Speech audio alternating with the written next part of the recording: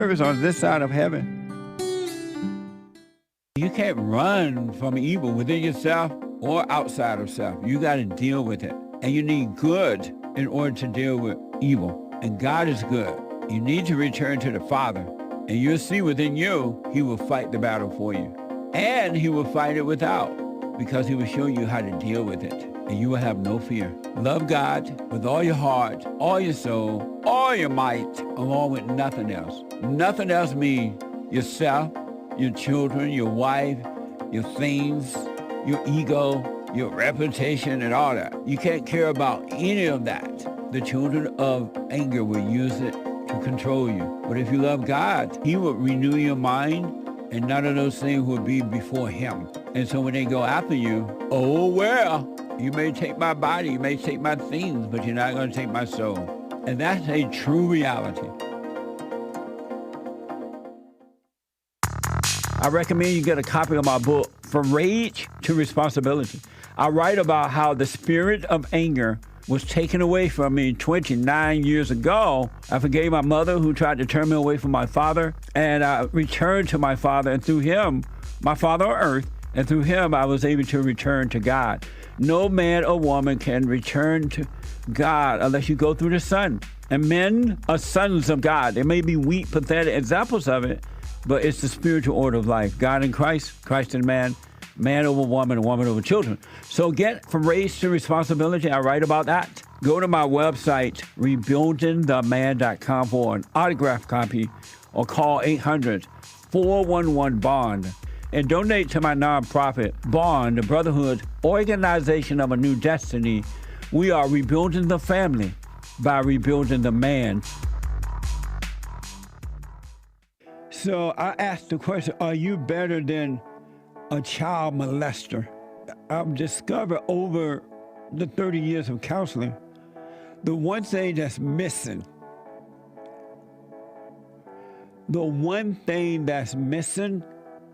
and I think because it's not taught in the homes or talked about, we don't have examples of it, right, is love. Our theme this year is to bring back Christianity, to love God with all our heart, soul, and might, our neighbor as ourselves, and to endure. And when you're in a fallen state, people will judge the molester but think they're better than the molester. And I ask, well, why do you think you're better? When I realized it doesn't matter what you think about yourself, or how much you have or don't have, or how you accomplish things in life or don't. If you have no love, you have nothing.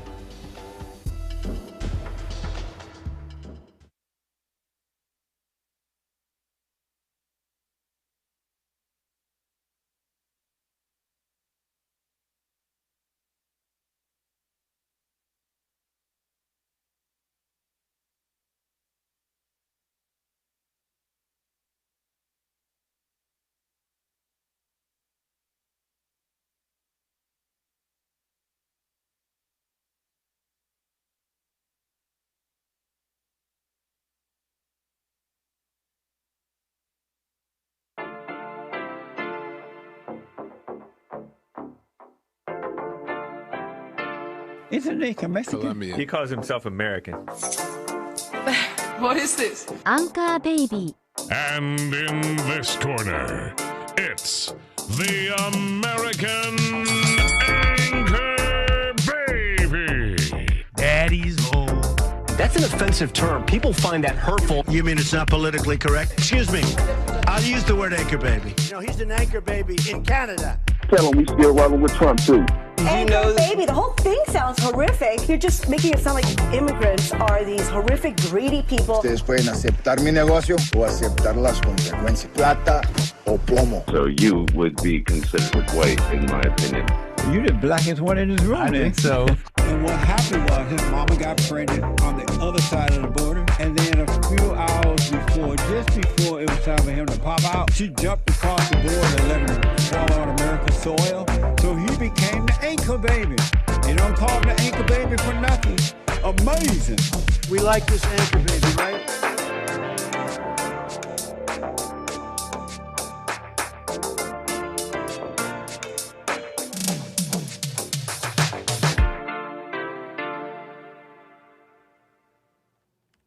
Hello, I'm the American Anchor Baby. This is my show. Thanks for tuning in, folks, on this fine Thursday. A pleasure to have you here. Got a bit of a show for you today. Flying to Canada. I got a bone to pick with this lady.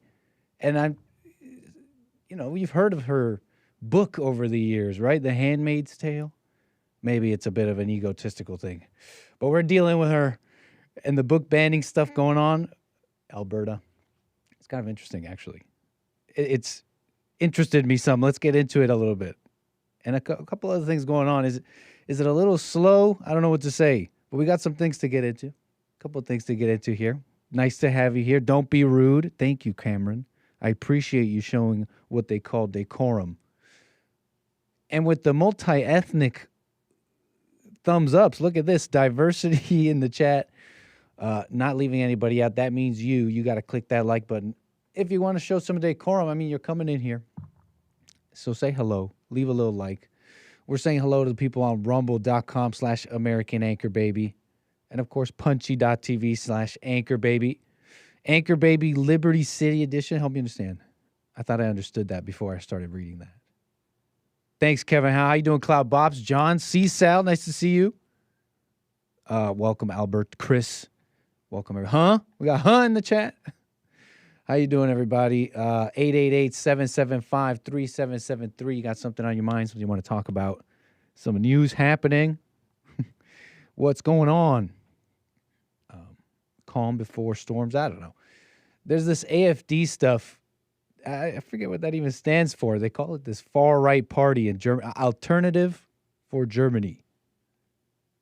And there's some of that weird news coming out of these 6 candidates that died. We'll see if we can do a little live information gathering here. It's going to be a little bit of a chill Thursday here. Welcome, like I said, 888-775-3773. Let me throw that up. Welcome to the show. What can I say?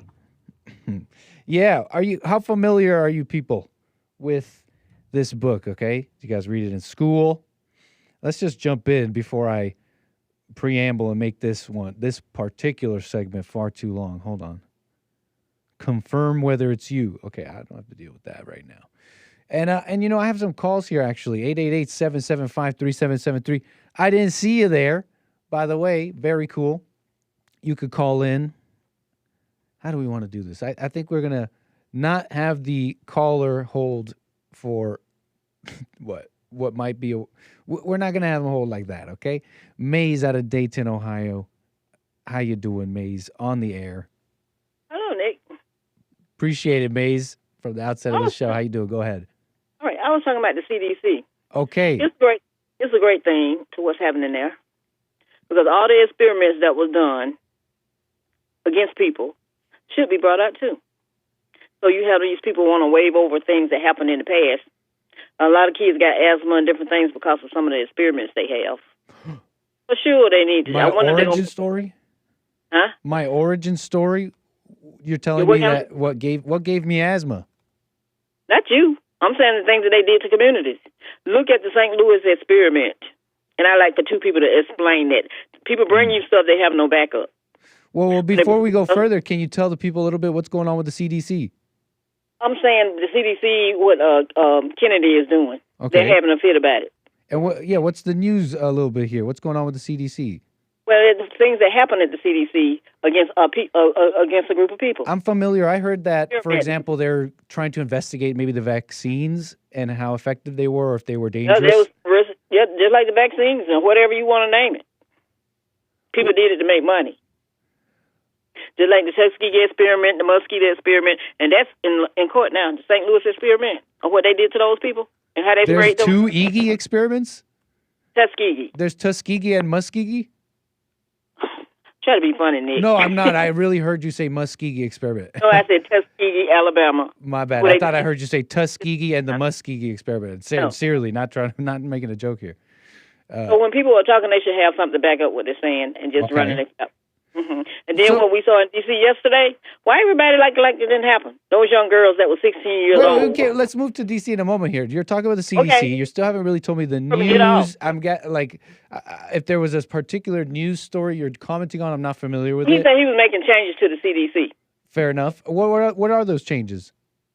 He haven't told anybody what they were going to be. But you support, in general, looking into the CDC, and you have some previous gripes with general testing of the public. I'm gathering that much, right? No, I support him getting rid of the mad scientists that do stuff to make money. Okay.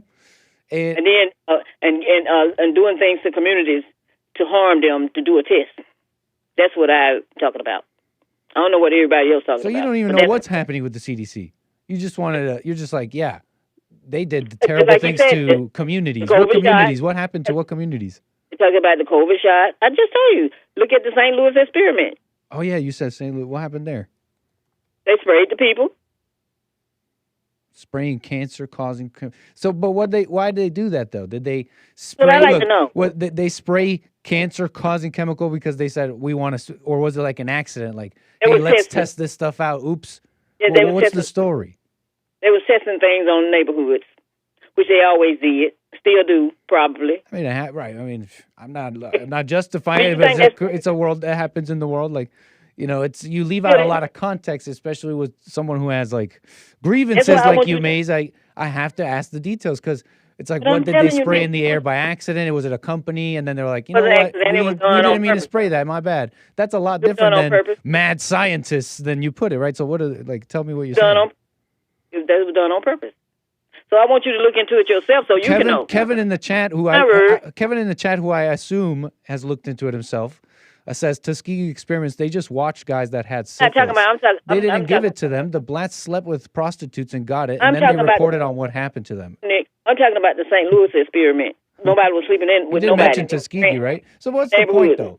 Like, you just want to say, yeah, okay. No, I guess your point. I get it. You're saying investigating, they did mad scientist stuff. Yeah, they did mad scientist stuff on black community. That's why they always want to keep them. That's why they always want to keep them all together so they can do the dirty things that they do to them. See, here's the thing about me. I appreciate something that makes sense. Like, hey, for example, hey, I don't know if the vaccines were this way or that way. Let's find out. And then, like, in these medical worlds and all that, I appreciate kind of like numbers, empirical stuff here. Put it like this, Mace. I'm a skeptic too, and I can, but you know, to just say, well, they just experiment on black people. The consequences behind it. Let me talk. You're not even familiar with what's going on with the CDC. I gather this is not a very scientific basis. You're not really. It sounds like it, but I have to assume that it's very little scientific basis with you. I want you to assume. I want you to take a look at it and see what they did. Well, okay. Well, you gave me some homework. Yeah, you don't have to assume you will know. See, you need to have a backup. Don't just come on talking and running your mouth. And then, as I said, didn't do that. You called my show to tell me about stuff and then give me homework. You have the platform to say something here, but okay. If you're gonna just give me homework, then I say we just ended there. I got work to do and a show to get to. I want to get out there. Unless you want to tell us. And what we saw in D.C. yesterday, they ain't having no conversation about them 16-year-old girls, but them pedophiles messing with them. And I was wondering, if I was in the house, or whatever, they was busy messing with 16-year-old girls. You don't want to hear them talk about it. Slow down. You want to have it. Slow down. Really? Tell me about D.C. What happened in D.C.? We got a few more minutes here. What's happening in D.C.? I didn't see no military or nobody else around. All I saw was a lot of women telling what happened to them. So what's wrong with them? What are you talking about? Oh, are you talking about the Epstein stuff? Yes. Oh. What's wrong with you? You always want to cover up what you do and act like it didn't happen. Who? What are you talking about? People that think like that. You know, the people that love war. Very vague, Maze. What are you talking about? No shit. And I forgot something, Nick. You remember the other day? You're talking about running your mouth, and here she's running her mouth, not answering anything. I'm out with facts. Other people just running their mouth. You haven't said a single thing. You're just making implications, conjectures. My last word. I told you, conjectures. I like to share. I don't like to just talking to be talking. And you remember somebody said that the people burned the town down. You said what? And I said when Mark come on, he could explain why those people that was living good and having a good time and had their own banks and everything, they didn't burn their own town down. See, you don't know what you were talking about. If you study history and you looked at history. I'm going to stop you right there. I've lost what you're saying completely, and now I've lost what you're saying completely. We need Epstein girls to tell what happened to them. And why? Just go on and cry on your knees. And why, Maze? Because it happened, and it's not. I mean, it's like in the DNA. And what happened? whatever they say happened to them. They were 16 years old, and they should have been at home with their mother and their father, but That's they were right. out with whatever those group of people were. Gotcha. Pedophiles. And so then what's the And problem you're in now? somebody's island. You said what? At 16, why are you on somebody's island? Great question. Taking pictures. And the pictures tell the truth, too. Because if you weren't there, you wouldn't be in the photos. Wait, what? And just because you're in denial, that ain't my problem. But you have a good one until the next time. All right, Maze. You know, you didn't make sense there, but yeah, I know you were trying to bring up the Epstein thing, like, hey, how do I care about that? But that's silliness. But I can't even have a conversation with you. You're not even having a conversation with me. So have a good day. No, but you have a good day, Maze. The experiment, and then I you didn't tell even them. understand you, Maze. Have a good day. Call me again, and we'll just do Have a one. good one, We'll yeah. just do one at a time. Okay, because We're gonna have to put limits. So it's too much. Have a good one. Yeah, thanks, Maze. 888-775-3773. Just grievance. I mean, it's like the mad scientists. It really was a segue a little bit here. Hey, is this for me? Is this question for me in the chat here? With the fellas back here about reaction. Is that for me? Let me know. Anyways, let me see here. The mad scientist. Okay. She's got like a bit of a worldview here, maybe. I wonder how long Maze has maybe had that. I wonder if she's familiar with stories like The Handmaid's Tale. I wonder if she had theories and of how the world would turn out. I think Margaret Atwood did. And she's a Canadian, so she turns out to be Canadian. I never read this, okay? I don't know if this is in school or anything, but I'm somewhat familiar. I think all of you are as well. They made like a show out of it. It's like a book in the 80s, 1985. This lady, Canadian lady, Ottawa. She's 85. Margaret Atwood. She is, let's see here. Yeah, she's 85 years old. Shout out to the long age, Margaret Atwood. Very curly hair. Shout out to the Curl Tech, I gotta say. Letting it, quite tight on the Curl Tech. The lady is, born in Ottawa, English, Scottish, possibly some French. Oh, that French can be a little troublesome sometimes. That French can be a little troublesome.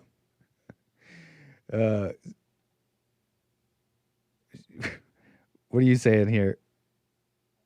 The tender. So, anyways, what was I trying to say here? English, Scottish, Christian. Grew up Christian. The Handmaid's Tale draws heavily on the Old Testament story of Rachel and Leah, which is Jewish in origin, but also part of the Christian Bible. Okay? Google AI. She frequently explores myth and scripture. But yeah, so there's something funny. There's something that needs to be maybe studied, kind of side note about Canada and the liberalism that is there. I don't know how else to put it. That's why I may need some investigation. It's particularly, I don't know, French, maybe white. I don't know how to put it. Because, I've been looking at you guys online. It's like, well, the Jews, all this. I'm like, I guess it's not all Jewish, right? I mean, I'm looking at Canada. It seems like this liberalism.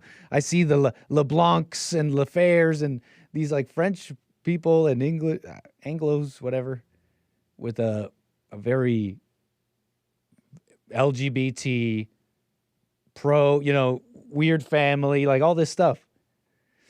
And so back to this, though. So why is she in the news? Alberta, Canada, having themselves a theocratic right-wing book banning. And she's having herself a fit online. And so she goes online, she goes on X, she's like, you know what, I'm going to have a protest, a bit of a protest. I'm going to write a short story.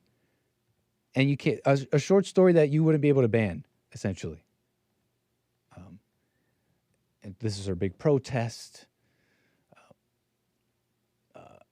Here's a piece of literature by me, suitable for 17-year-old in Alberta schools, unlike, we are told, The Handmaid's Tale. Sorry, kids, your Minister of Education thinks you are stupid babies.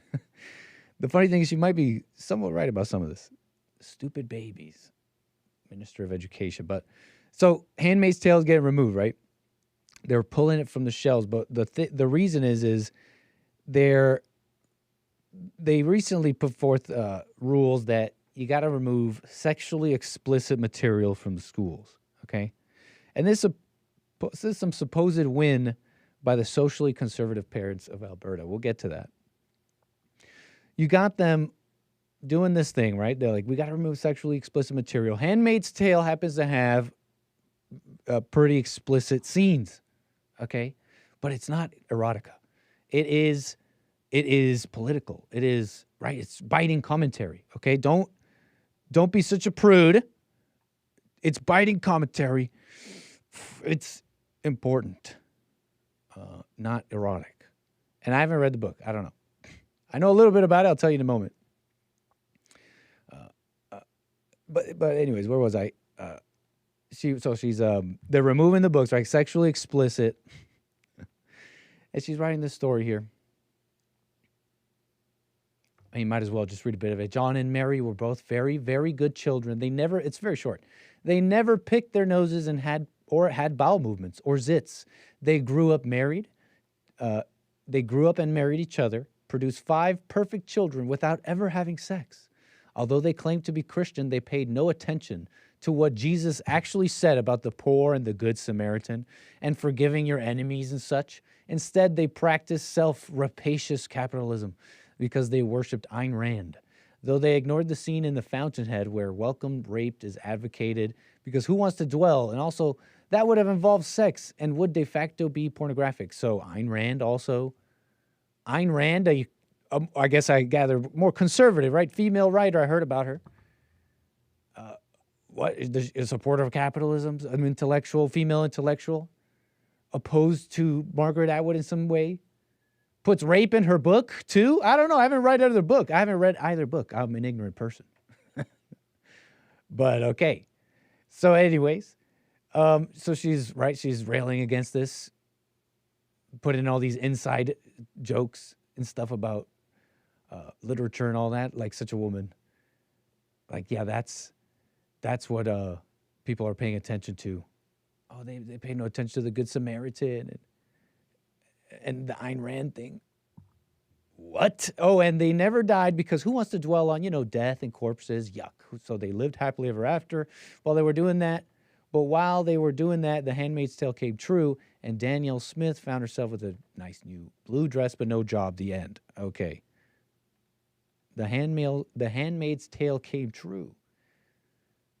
Kind of a bit of a fantasy, no? I mean, I wonder, to those who projected what might happen in the future, like Margaret Atwood, now here, 2025, can you really say a lot of the same things? Do you kind of have to stretch it a little bit? Maybe you're not familiar with the details of what she wrote. It's like this dystopian novel. And set in a near future Earth, written in the 80s, right? You have to imagine this, right? Written in the 80s. And imagine a future Earth in a state, I think called Gilead, whatever. And in this world, there's a class of women, right? They're handmaids. They wear the red dresses. And they are to bear the children of the elite class, the commanders, in a ceremony once a month.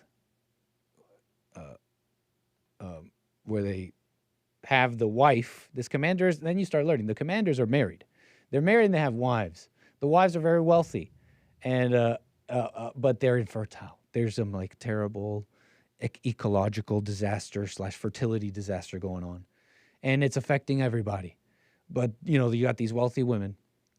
And the wealthy women are wealthy. They're wealthy and made, but they can't bear children, right? So they got it made. They don't work. And And so the commanders, though, they need to make children, right? So they have their wives sit and watch this whole thing. I mean, you got to understand, right? I start having some questions here, right? You're this writer. You're like, I'm going to write this story about and warn about this future, this terrible future, and really warn people of what's coming here. And this woman, she was worried about the stuff she was writing about, like Stalin and Nazis, saying how she didn't want to write a sci-fi novel. I wanted to be placed in reality, not too far in the future.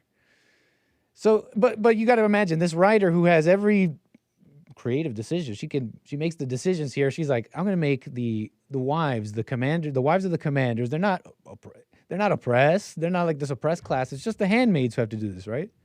And she has every creative decisions here. She's like, yeah, the ceremony, they have to sit there with their hands behind their backs and watch this whole thing. No, it's terrible, guys. Look, read this chapter. It's one of my best works. It's like they have to sit there and watch this. But you made it like that, right? Why did you want to make it like that? That's so weird. This is a little interesting to me. Maybe I don't have much else to talk about. Okay, but also, look, some women are committed to. You hear about all this. You hear about the topic of women. Look, it's because some are committed to this like anti-society mindset, and you can express this to a number of groups, and they sometimes kind of group together in a weird way. Haven't you noticed? An umbrella that kind of puts them together is anti-Christian, anti-white, anti-male, anti-America. And you can hear it in some of their complaints sometimes about the world at large. It was built by white. It was like the rules oppressed by white men. They'll say built by everybody else somehow, but these rules imposed by this patriarchy of white men, etc.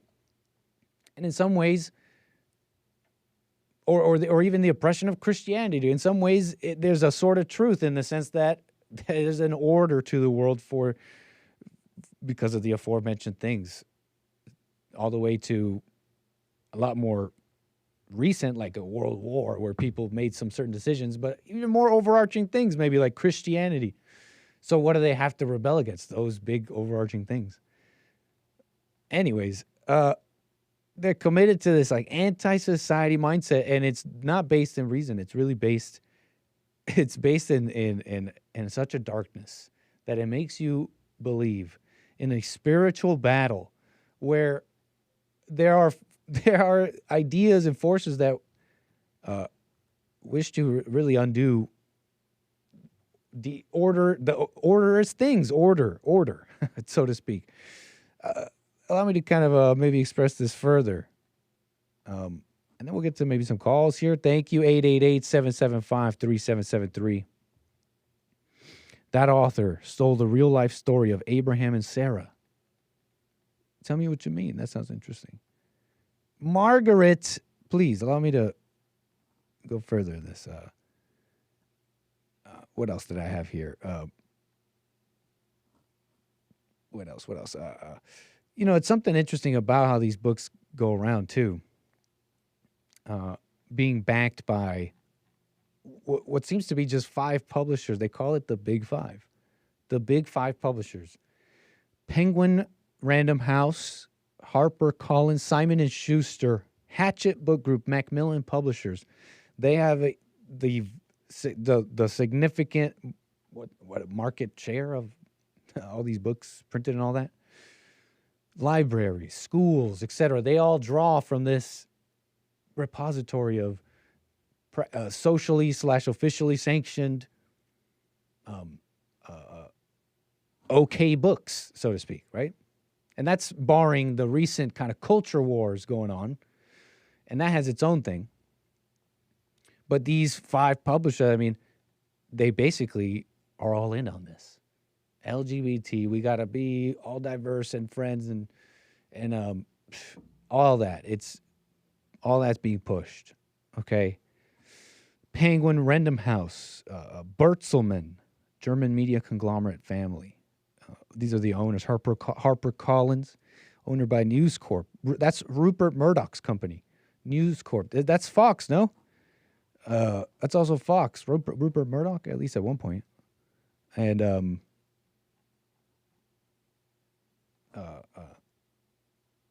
Simon & Schuster, Kohlberg, Kravis, Roberts, Hatchet Group, Lagardère Group. See? Those French. Overrepresented, maybe?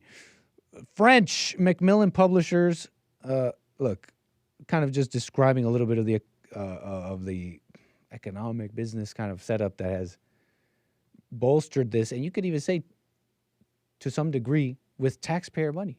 If we're talking about public libraries that draw from these big five publishers, yeah, we're talking about Handmaid's Tale in part, or any of these books becoming #1 bestseller in part because of taxpayer money. It's not a stretch to say, but I don't want to get too far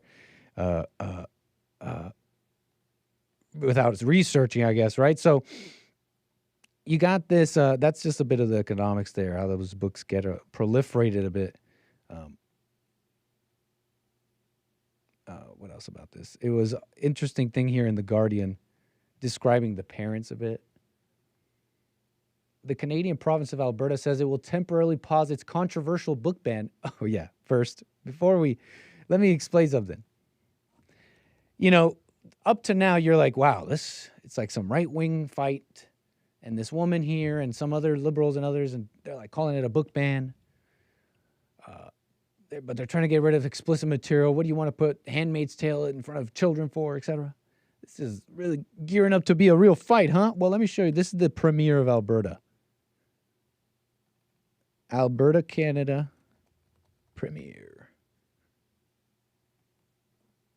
Her name, Danielle Smith. There you go. Let me just show you there. Danielle Smith is call it a governor. And, let's just start there, right? You got this female premier of Alberta. And this controversial book ban comes down, right? They're like, these parents basically came, and I forget the exact details of who they went to first, but it got up to the premier, okay? And they, like The Guardian writes, the initial rules that were set to go into effect the 1st of October reflect a lobbying success by socially conservative parents' rights groups in the province and mirrors a trend in the United States. A bit of a desperate move, no? Is this like the desperation of Christians maybe? They call it the swinging pendulum. They're like, let's just remove the books, but they end up acting no different in terms of, I don't even want to say than the left, but then weak, no different than weak, desperate folks who are fighting a losing battle. Our kids are being brainwashed. Our kids are becoming this or that. Our kids are all that, right? It's like already in effect. And so, I don't know. This is like a desperate move a little bit. You think that's where the front line is? I mean, I don't even want to say front line like it's some fight you got to take up, but whatever. I mean, men defend their communities, right? Put it like this. The books in the schools, I mean, I get it. I've read the stats. Under 18 readers, I don't even know how to make sense of this, but I read this somewhere. And some people put importance to it, but it's like a stat. Like, how deep is this? But I'll let you figure this one out. The most under 18 readers are at libraries. So I guess you could say it matters what schools are in those, what books are in those libraries. I mean, what is it because of like school trips? Like, how do you make those numbers? These people are on like TikTok. They're on like everything else. I mean, I don't know. Maybe I'm just not getting it. But it's like a little bit, kind of a little tiny crumb when I really see it. We banned the books in Alberta. We did it. We got the Handmaids. And they didn't even mean to get rid of the Handmaid's Tale. But we're banning the books. It's like a little crumb. TikTok, Zoom, the whole world, everything. So anyways, you thought it was a big right-wing fight. Woman Premier Alberta, they're like, actually, we didn't mean to do that. There was a bunch of noise, and suddenly they're like, yeah, no, we just meant to get rid of like explicit material, but we're not going to touch the classics. That's what she said. To ensure that our classic literary works remain in school libraries. They're going to temporarily pause it and work out some quick new rules that focus on how gender identity, sexual orientation, or human sexuality are discussed. So there you go. They're rewriting the rules. Don't worry, we're not getting rid of the classics. And what are the classics? This story about, how men are going to oppress women. And then we're almost done. More calls here in a sec.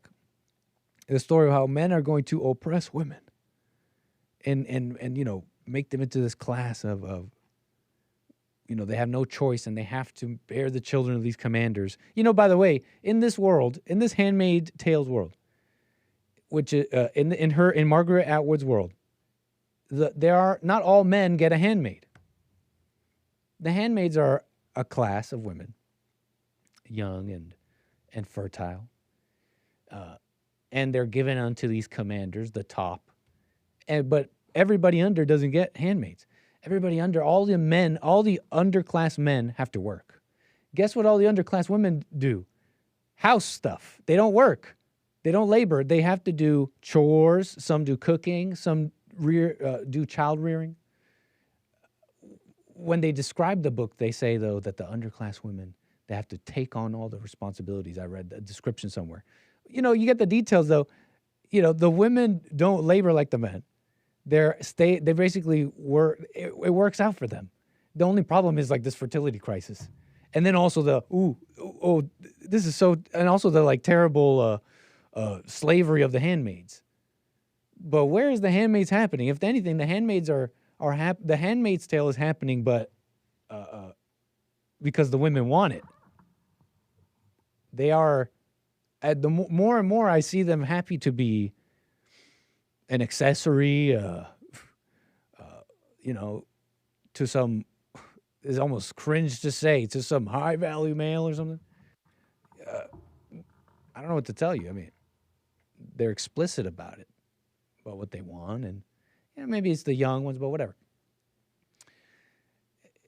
It's no oppression there. Do you see that? It seems like they're like, yeah, we're down with the Handmaid's Tale as long as, we get to choose. We have some agency, right? They call it sugar babies. So anyways, in this woman's fantasy, you understand this woman's fantasy, she had the creative direction to make it how any way she wants in this oppressed world. Not everybody gets a handmaid. Like, it starts falling apart in my mind. Like, what was she writing here? What was she writing here? And then all this stuff about watching each other do all this sexual stuff. It's very perverted. It's very perverted. But where was I here? Let me see. Last details here, because there was actually something here I got from the AI about this book. It holds like an important place in this feminist world, no? You know what? How about we just finish with this? I did see some clips that were kind of interesting. I think this is like 5 years ago. Author of the best-selling book, The Handmaid's Tale. Trying to draw parallels. She does it again, like almost like 11 months ago. She sounds a little different, but here she is 5 years ago. Now, you are a legend in the literary world, of course, the author of the best-selling book, The Handmaid's Tale. And it tells of a near-future patriarchal society called Gilead, in which the rights of women have been virtually erased. The handmaids are women forced to give birth to the babies of the ruling class. And you released it in 1985. And I read that the events in the book came from actual real-life events. Everything. Everything? Everything. Well, I didn't want people saying, you're certainly a twisted, weird person. Yeah. Yeah. So instead I wanted... She Canada's E. Jean Carroll. ...to be able to say, I made nothing up. I just relocated it to Cambridge, Massachusetts, where they were not pleased at first. Well, but where were women being forced to have children? Great question. Which century would you like to... Yeah. Which century would you like to visit? which country would you like to visit?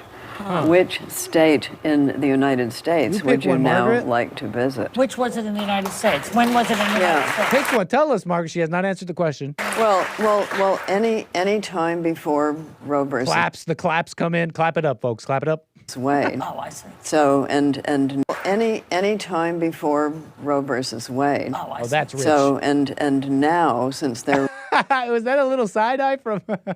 What's her name again? time before What's this lady? I know that's Sunny Hostin. Roe versus Wade. Oh, I see. Oh, So- I see. She's like, oh, I see. I see where you're going with this, Margaret Atwood. Is any part of her like I thinking that's rich? You're gonna try and tell me that pre-Roe v. Wade, it was this oppressive Handmaid's Tale of women, just generations of women, even before America, you know, until we were modern enough. It took until whatever year that was.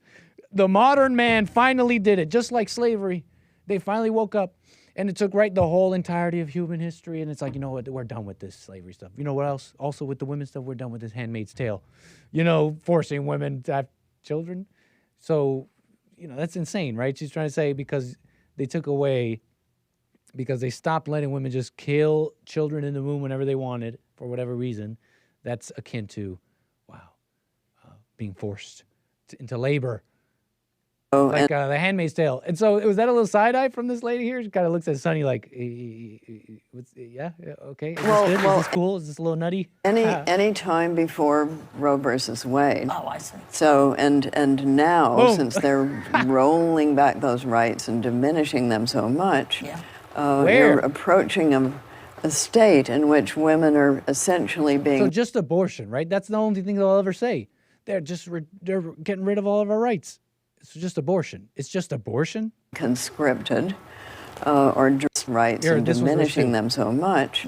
You're approaching a state in which women are essentially being conscripted or drafted the way you would be conscripted or drafted into the army. And my view on that is if you want to do this, if you want the state to claim ownership of women's bodies, you should pay. So if somebody is drafted into the army, they get their food, their lodging, their clothing, their medical, all of that covered. So if you want to do that to women, you should pay for it. Don't you agree? Something's got to be done. Some this remuneration. is Canada's E. Jean Carroll, and I say that with love. I'm messing around a little bit, but I was trying to hold. You know, I hear she's a great author. Okay, I hear she's a fantastic author, not no lout in writing, and I imagine she might very well be. I was trying to hold judgment, and but I got this impression it's a little nutty here. I was like, she didn't even say why she's saying that. But she's like, if you want to conscript women, in what way, Margaret? Then just pay them. It's like, okay, yeah, leave it up to the woman. They see a terrible something that you must crusade over, and what's the solution? Well, just at least pay us. Make sure that we're well paid. Well fed. Well, I don't need that agency. Oh, you thought this was about agency? No, I just make sure I'm well paid for and pampered. Whoa, Margaret.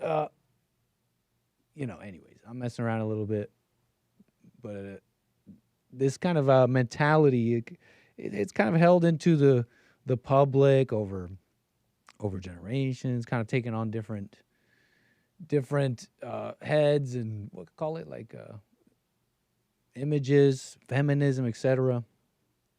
And I find this somewhat interesting, kind of laying it out a little bit. Some of my thoughts on this book that was you wrote The Handmaid's Tale in a so deep, but I think more into the kind of it was maybe I didn't read it. Maybe it was interesting. Maybe it was like a good novel and in the world that it built, but. The world that it built kind of, in my opinion, revealed us a little bit about Margaret and women in general. I mean, I think they'd be just fine with this Handmaid's Tale. It didn't sound like a bad deal. The men work, the women have what they want, and it seems to be happening now at their behest as they rule. But anyways, last thing, and then I can maybe a bit of this clip. I got some calls to get to. Last thing I was thinking about it is, just to repeat essentially. I mean, look, we're here, Margaret. You're 85 years old, 2025. Are you going to admit it's not what you said? the women have more and more power, agency, etc. They get more and more, and they're still not happy, and things are not exactly working out. And those suffering, the youth, the children, the deranged, now becoming deranged, right? Shooting thugs, etc. I don't know, Margaret. Did you think this went through? Anyways, we won't go through this one. She's again attempting to make these real life parallels to The Handmaid's Tale, and I gotta say, she in this 11-minute video you can watch yourself. I think she is very vague and rambling, and maybe like me. Look, she's not making sense. And then they ask her, okay, well, in this very short segment, barely makes a point about it all coming true. Deliberate. Do you feel like the story you published 30 years ago is about to come true? Do I feel it's about to come true? It's coming true in lumps. So it's like what William Gibson said about the future. The future is already here, but it's unevenly distributed. So there have certainly been really quite astonishingly extreme attempts made in some states to squash women's rights. Not all of them have succeeded, but some of them have. And you're going to see more of them.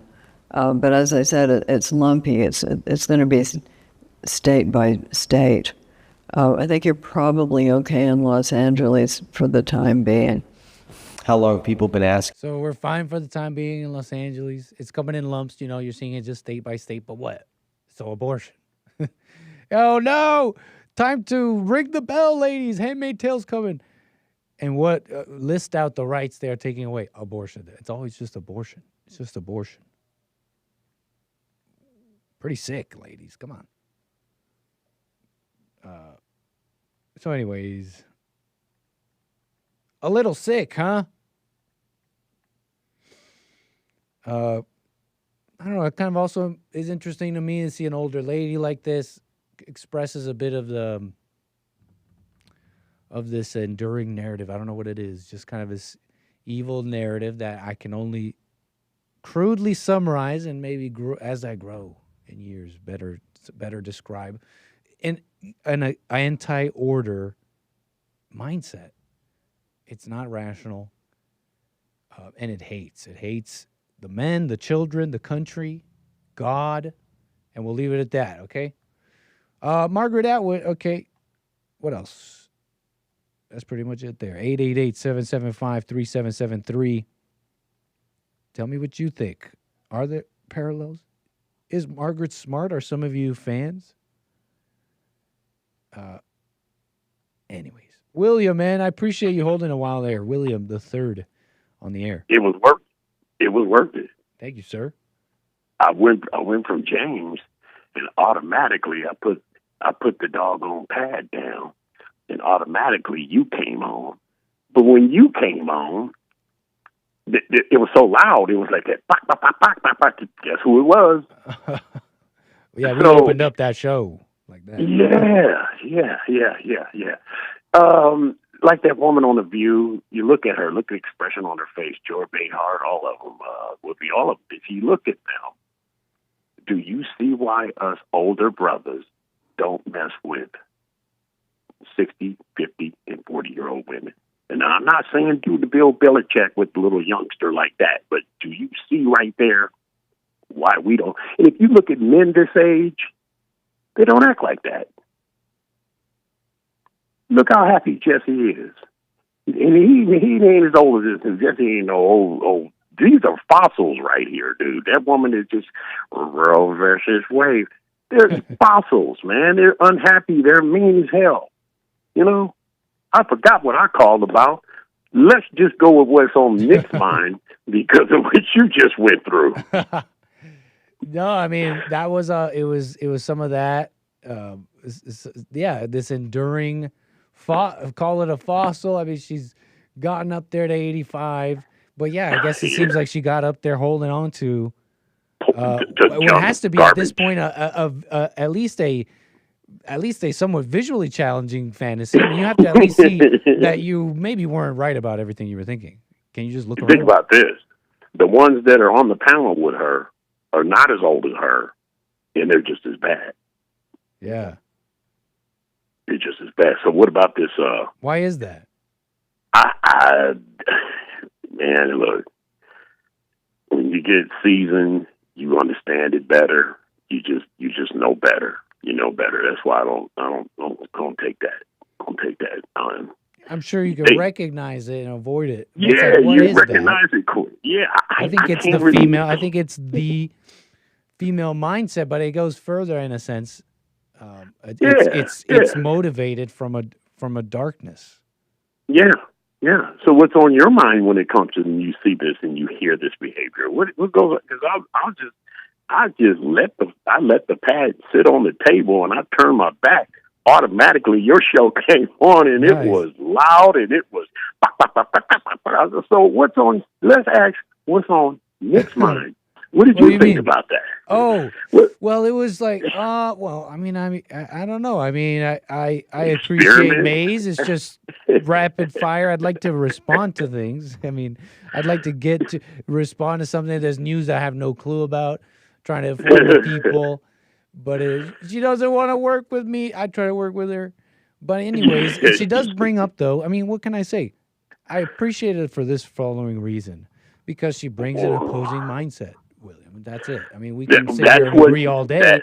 But with an opposing mindset, and you can say it's crazy, you can hate it all you want, but she has developed a mindset and she believes in it for over years, and she sees it, right? It's a worldview that many share, I think, too. And so she sees the world as racist. She sees that, I mean, we can gather a little bit here, and I don't know if I'm learning a better, you're learning. Kind of you're learning. Yeah. Put together that mindset to better aptly describe it so I could respond to it. You're learning. I mean, but she does have a view, don't you think? She believes in racism. She has a view that she's developed in a sense over time. It's not just like she draws from it. And so I like to try and understand people essentially. I don't know. You know, you when this is a podcast, and they do thrive on having opposing opinions. But now, when it comes to the St. Louis experiment, what about it? Is that the lobotomy appointment that you missed, Maze? Okay, because what about it? And what about Wall Street? She's so silly that she thinks Wall Street was an actual Wall Street like New York. No, it wasn't. Have you ever been there? You see it. Let's just describe it. Figueroa. That's what it looks like. It's not a Wall Street like she's trying to say. It is not. And it was not burned down by just white people. It was burned down by black people as well. And it's been rebuilt since then. And it's a mess. So I don't know why we keep going over that. I wasn't around for that. I mean, that's just you getting to it quick, honestly, because it's like, I'm playing by the rules here. She didn't quite say it was white people, but that's what she was getting at, right? She said, yeah, I agree with going after the CDC because white people, mad scientists, experimented on black people. But you bring up a fair point. What is the point? And it's just to is that a gotcha? To say gotcha. It has nothing to do with truth getting better or I don't know. Right, looking at ourselves, black people looking at themselves, people looking at themselves. It has nothing to do with that. You should have seen the expression on my face looking at that iPad, looking down on that table when that show switched from James to you and that was going on. I was like, you know what? I done forgot what I usually call Nick, just call Nick when I got a little time. But here's the deal. It ain't about what I got to say. I'd like to hear how Nick feels, what he just went through, because that was just, I don't know. I think I'm understanding your question a little better now, too, about how I feel. I mean, look, I was thinking I was wondering what the point was, too, just like you about, it'd be nice to hear someone just express themselves, just explicitly, like, okay, the point is same old stuff. Oklahoma City, and okay, experiment in St. Louis. Oh, and okay, yeah, Epstein Island, and sick of it, but that's fine. That's and why? Doesn't matter. It doesn't have any impact on my life. He's dead, and I've seen the women on the news, talking about what they're going to do. They come up with their own list. Well, dude, go ahead, do that. Go ahead, do that. They're saying they're going to come up with their own list, you're saying? They said they might. But hey, here's the deal. They were, how old were these girls when they went to the island? 16, 17. Yeah. I'll tell you what. I wouldn't do it, but I could tell you this. Do you know what a 17-year-old girl can do to your life? Do you know what kind of carnage they can create? So they're not innocent babies either. No, I'm not promoting. I'm not promoting pedophiles. No, not at all. Yep. But I got some common sense, too. Okay? They can create carnage. They're very advanced. And wait a minute. Why weren't they with their parents? That is the main question. Why? How did they get there? How come they were not with their parents? That's such a good question. That's the only thing that came out of her mouth that made sense. Well, how come? Right. Well, okay, they should have been with their parents. Correct. Why weren't they? Because they were raised wrong, and so the world wants to blame everybody for that. You wouldn't have my 16-year-old daughter, so let's ask that question. Why were they there? Mm-hmm. Where were the parents when they went there? Man, same thing with all these other girls, man. All these people getting called out. Yes, R. Kelly, he's doing a whole bunch of time doing the same thing. But at the same time, where were these girls? Same thing with those girls. Where were their parents? That's a great question. I think can anybody get your 16-year-old? Can anybody get your 16-year-old Nick? I don't have a 16-year-old. Even if you had one, could somebody get your 16-year-old? That is not the kind of what if I even want to mess with. You know what I'm saying? Let's not even mess with what ifs. I wouldn't even think about it. I don't have a 16-year-old daughter. I don't either, but it's just one of them things that I wouldn't even be. It wouldn't even. It's not even. It's a no-brainer. You wouldn't even get a hold of it. No, but I understand what you're getting at. I mean, this focuses on all the. When someone like you or I will say, "Well, how did this happen?" And people want to focus on at the end, who maybe made some transaction here. And this transaction where I'm gathering and I'm not familiar with the details, it was a bunch of people, even though they were underage, it was transactions. They weren't like held at gunpoint or anything. And so you want to, focus on that. And when you have someone like you and I say, well, let's look at the whole picture. How did they get here? Where were the parents? They'll be like, well, what are you going to try and defend traffickers here? You're trying to defend pedophiles here? I get your point, man. You're going to give my daughter a record contract? She's 15 or 16? Oh, okay. Is she going to live with you? No.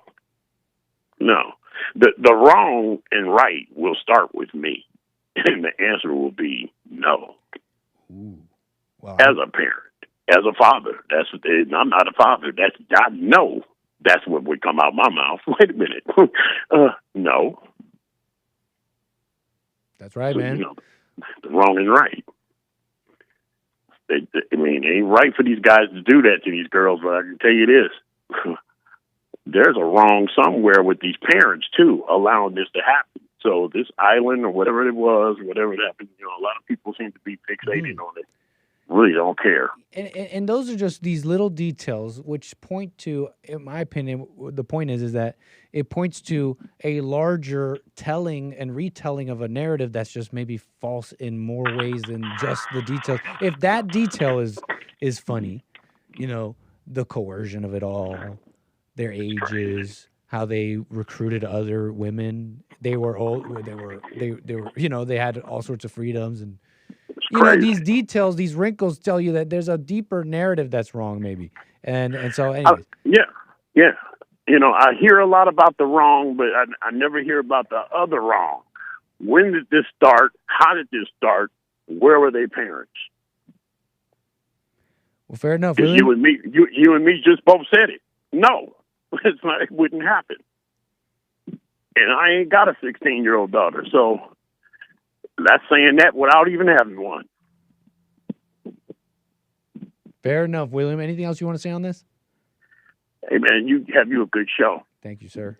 And we'll be in contact. Yes, sir. Appreciate the support, William. Okay.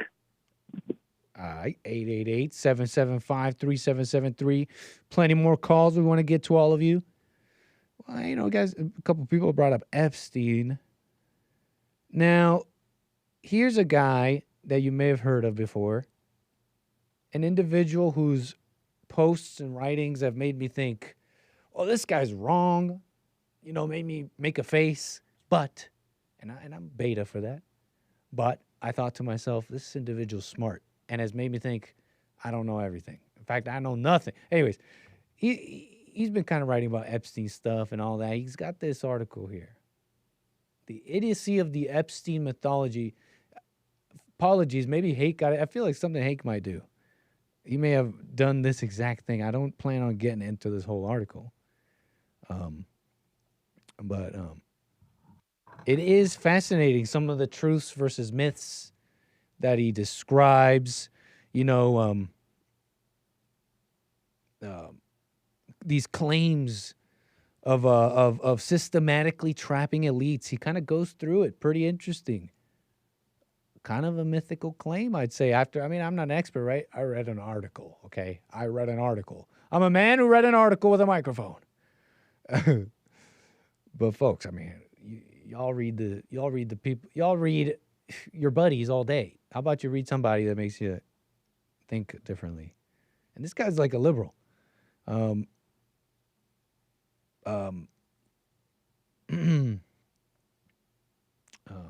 he kind of like believes, and he's into some of this stuff too about, not into it, how do I put it? He just describes, I think, in professional detail, the strangeness of, this is where I am adding to it a bit. It's my opinion. I think it's his opinion, but yeah, the strange circumstances of his death.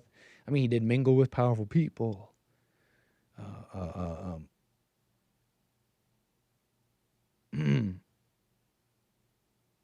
The Virginia Giuffre's role, this key accuser.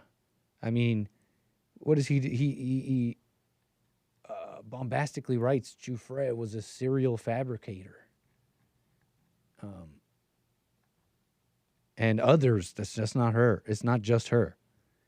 The massive financial benefits that a number of these people in civil settlements, and not only that, the accuracy in which he portrays the timeline, I think, is also good about this article, because it shows how a whole bunch of this stuff is like old news, and here we are like idiots. It's already settled. The people went to jail in some cases, right? Those bank executives, like the J.P. Morgan stuff. What's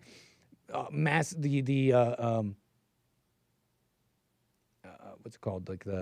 Like massive internal investigations in all of his stuff and all of his money and his down to the plane rides and all those people who came, those lists and all that.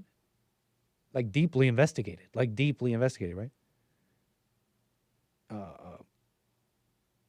So yeah, just letting you, somewhat interesting. Michael Tracy thing here, idiocy of the Epstein mythology. We make myths out of a lot of things, folks, and there's stuff maybe out of like facts, sure, truths and all that. And he expertly, if I may glaze further, describes honestly, the GOP, Trump administration, and Trump administration orbiting folks who really teased the revelations and made it into something crazy and all that, media blunders and whatever. I think he expertly describes all that too.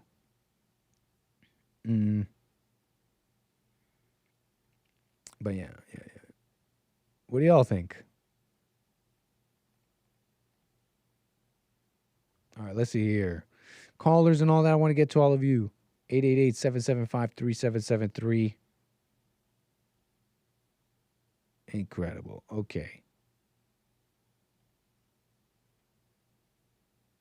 I want to get to Alex, Tennessee. How you doing, sir? You're on the air. Hey, Nick. How are you? All is well, man. Thanks. Thanks. I just wanted to make a comment. I wanted to ask you actually about the Gnostic Gospels. Are you familiar with the Gnostic Gospels at all? Does that mean the Gospels that were not included in a canon, so to speak, or is that what they call it? Is it? Yeah, not, they were. Is it? umbrella term for non-canonical books? Well, they were part of I guess something that was uncovered fairly recently that had, I think they date back to about the 2nd century AD, 2nd or 3rd century AD, in like Nag Hammadi or something like that. Whoa, and hold on. You said Nag Hammadi?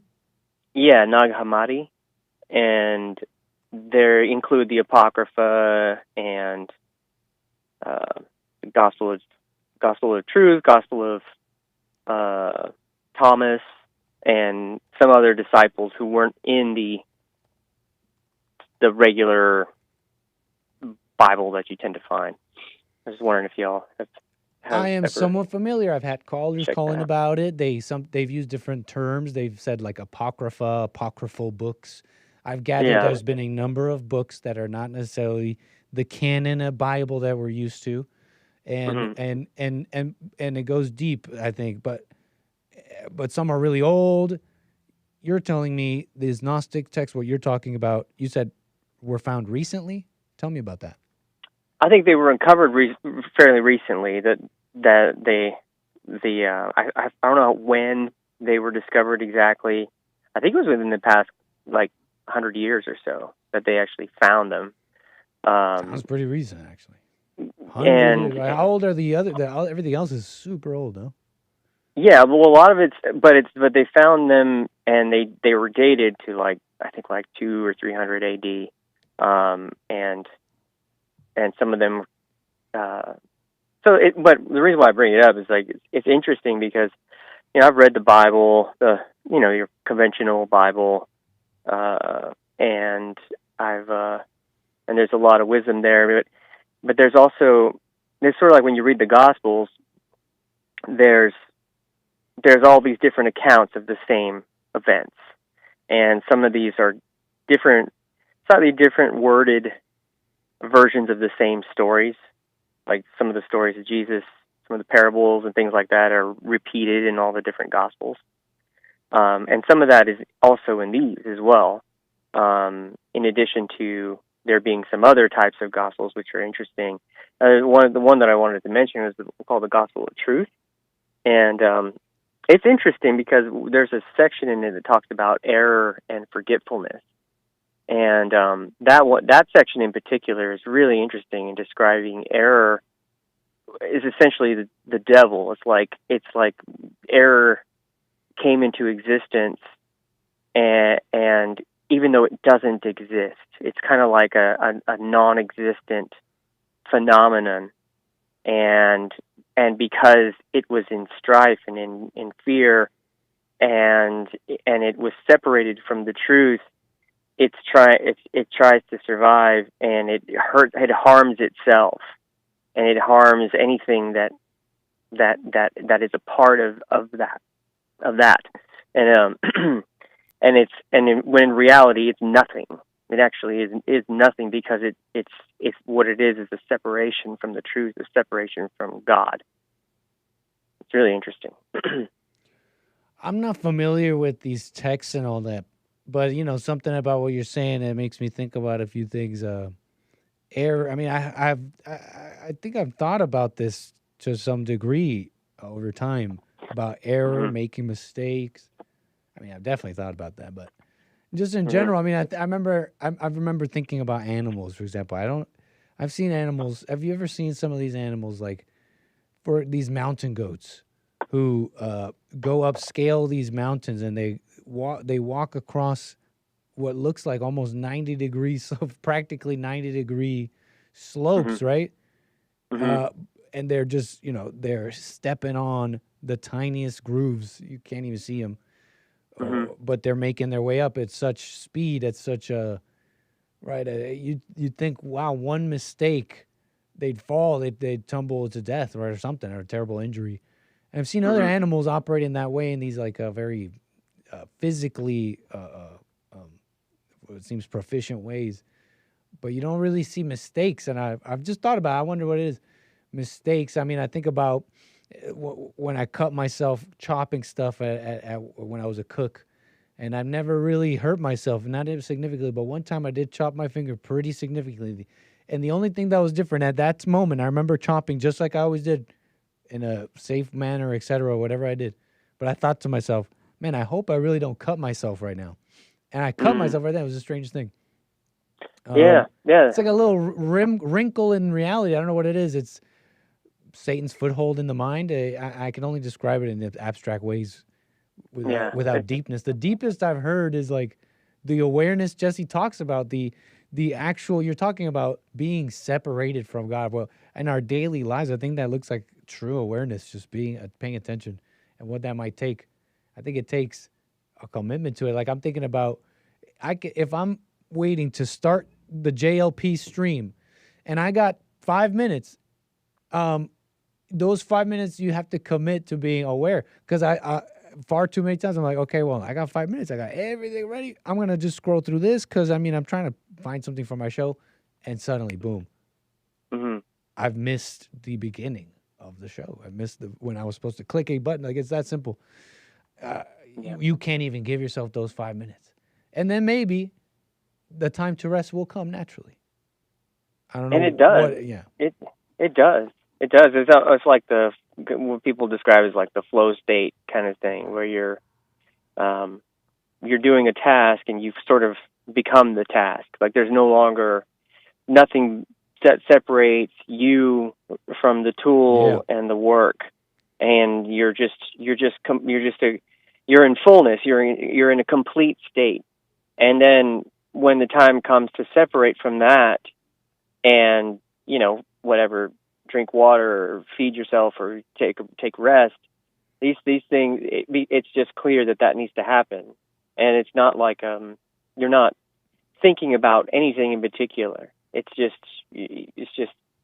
that those tend to be the times when people do their best work, is when they've disappeared into the completeness of that, the fullness of what's actually happening. Yeah, I think I understand what you're saying, someone, man. Yeah, I just thought to myself too the other day. It's like, what is even the point? Why is it so quick that I pull out my phone? It's like so quick. There's not even a space there. So I started putting space. I'm like, well, why do I need to do that right now? Just because I have time? That's not a good reason. No, and it's interesting how those habits will try to pounce and try to keep a hold, because that's how, like Jesse says, it needs a reaction in order to survive. It needs you to react to it in order for it to stay alive. Otherwise, it wants to keep you in that forgetful state, in that disconnected state from reality. Yeah, man. I think I understand somewhat. Yeah. And someone made a comment. Alex? Oh, what? I didn't do it. Manos arriba. My hands are up. I did not do it. Yeah, not sure what happened there. 888-775-3773.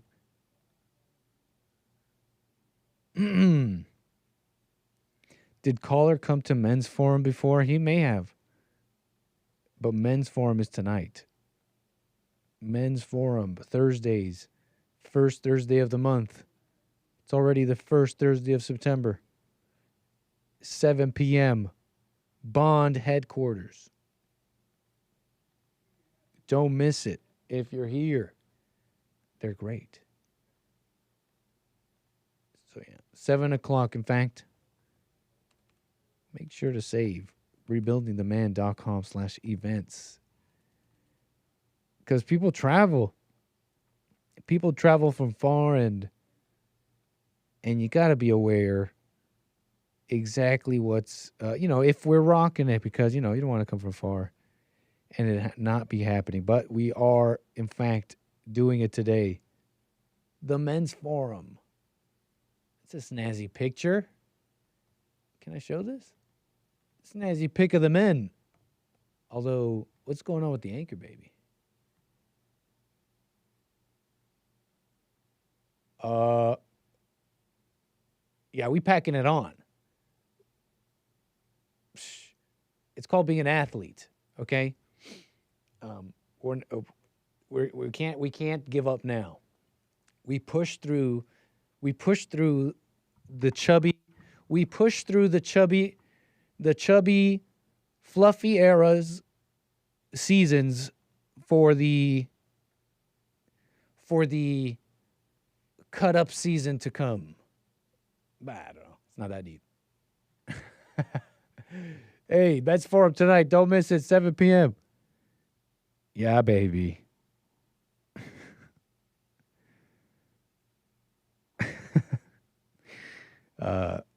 I'm getting to the point when Gavin McInnes was making fun of me, and we were having a dinner.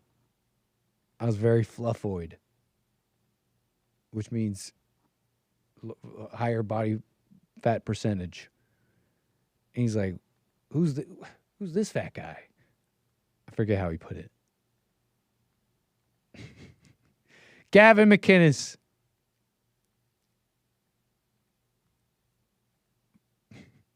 That was at Half Pack. I forget which one. America First Pack. Over in Florida, we went some years ago with the fellas here. Bond. Remember, we were walking up, and everybody, they saw Jesse walking up, and they're like, ah. It's like all the guys, all the way up, like, man, Jesse, this guy, man. You must at least travel to LA to join Men's Forum or Women's Forum. Be in LA 7 p.m. on the 1st or 3rd Thursday on a day it's happening. Thank you, Hake. So anyways, let's see. What do we got to do? What do we got to do here? We got to get to this. A couple things here. Oh, no. Did you hear about some of this mess in Germany? Now, let me pull this all up.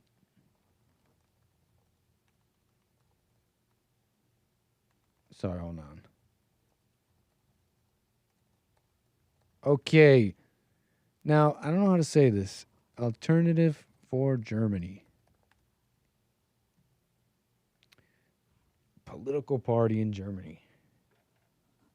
Now, the news is a number of mysterious deaths. So let me just pull that up. Where did that go? In Germany, the winds of... No, not this AI-generated content, AI news. You got... That's not something I trust. Like AI video news, you seen that? 6 candidates from Germany's right-wing AfD party die 13 days apart in lead up to local elections. And they're saying right away, nothing strange here. 4 candidates and 2 reserves from the right-wing AfD political party in Germany have dropped dead within 13 days of each other, just before elections, according to reports. The Alternative for Deutschland candidates were set to appear on ballots in North Rhine-Westphalia on September 14th. Officials said no foul play is currently suspected in any of their deaths. And that's like a significant amount, right? 4 candidates, 2 reserves, 6 people. Ralph Lange, 66 years old. Wolfgang Klinger. Stefan Berendis. Wolfgang Seitz. All kicked the bucket. That's how New York Post writes it. Within 2 weeks of each other, the European Conservative reported. 2 reserve candidates also died over the same period. I mean, I don't know anything about statistics. I don't know how rare or likely this is. I just don't know about statistics. But you know what? Maybe AI knows. Isn't it supposed to be good for that kind of stuff? Like, what is the statistical probability of something like this happening? Of 4 candidates, right? Let me write that down.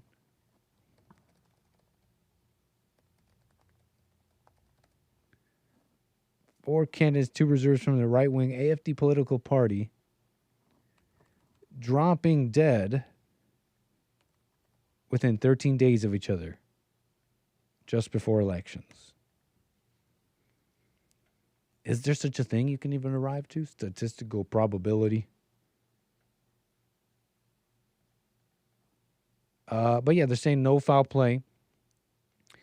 German officials stated that the 2 deaths were results of natural causes, but have not commented on the cause of the others. The AFD was not expected to be competitive in the regional September elections. However, the party made significant progress since the last state elections in 2022, climbing from 5.4% in the polls to 16.8%. The mass untimely deaths have forced officials to reprint ballots and invalidate some mail-in ballots. So they were like in the middle of mailing in their votes, mail-in ballots, for some of these right-wing AFD candidates. Alternative for Deutschland co-leader Alice Weidel amplified speculation when she reposted economist Stefan Hornberg's comment that the number of candidate deaths was statistically impossible. Well, there you go. The BBC reported. German police stated they were investigating the deaths and details have been withheld for the reasons of family privacy.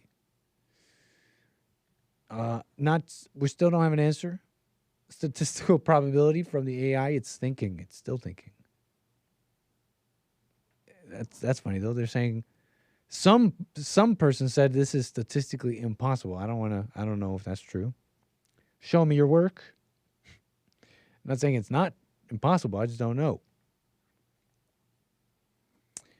But whatever. I mean, some are saying very strange. It was just some news I saw. Was the AFD really super right-wing?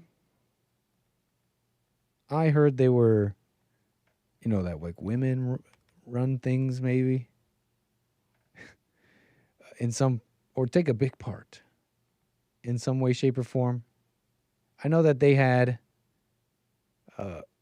definitely increasing notoriety, that's for sure. They definitely had been increasing notoriety. Alternative for Deutschland. But I'm not sure. Like you just read it, they were increasing in attention. I mean, 5 to 16%, pretty significant. But yeah, they're saying no foul play. Now, where was this? Yeah, it sent natural causes for some. I don't know what to say. I can't even say if it's strange and all that, but you got to wonder, in a country like Germany, right? I don't know if you're familiar. Hold on. It's very... I heard that it's quite... They have a particular culture that's very, very careful and they censor stuff. It's very illegal to be... I'm just gathering here, but it's very illegal to be, right, anything like a Nazi and stuff like that, and anything that resembles that, right wings, nationalism, and all that. I hear that it's something that's heavily watched there in Germany.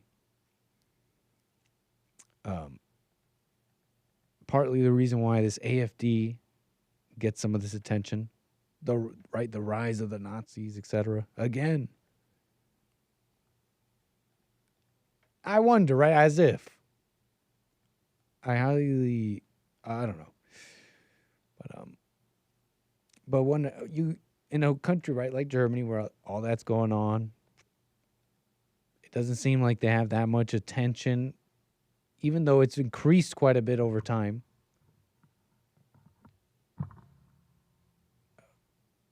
Where's this is this worldwide response? Now, I'm not saying the deaths. I'm still not sure about those. But the anti-right wing response you get, right? Is it even justified? I'm not sure. Anthony SoCal. Got somebody on the air here. How you doing, Anthony? You're on the air.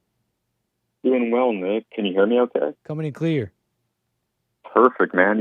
I know you just said you don't know, but I really want to get, a non-disclaimer, I know you don't do speculation and stuff like that, but what do you think about that? I mean, the I know AFD you stuff?